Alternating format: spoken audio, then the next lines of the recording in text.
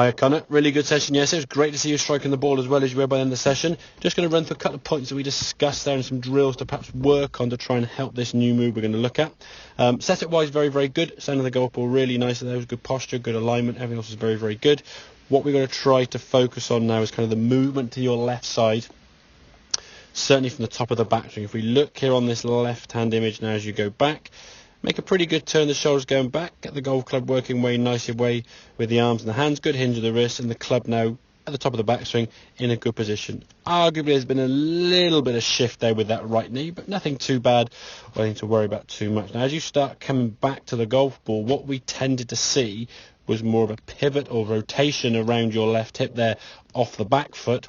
As a result of that, when you came to it, the golf ball now, most of your weight at this point is hanging back on that right side. So when we look at your left heel, just kind of comes creep off the ground here. The left leg is starting to straighten as the weight comes back. So about this point now, you can see the club pretty much bottomed out.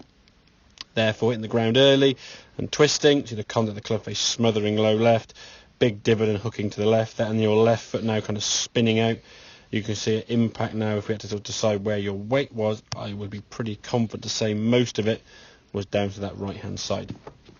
So what we're going to try to feel when we get to the top of the backswing now, and the drill that we discussed is to sort of feel like a bump, and a bump move. So we sort of swing the golf club down here and just practice this movement. You can see when we do this, and obviously I'm going back and forth in this swing as we do this, but you can just see your weight shifting now to that left side. Be careful not to do it too much with the top half.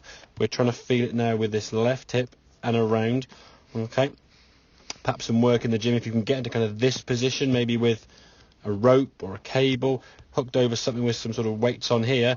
You can then really sort of work on this movement now into impact, keeping the angle in that wrist, or the wrist as we see, and moving on to that left. And if we actually look at the point of contact now, you can see if we go back a frame there, just prior to contact there, look at the difference in your two body positions there.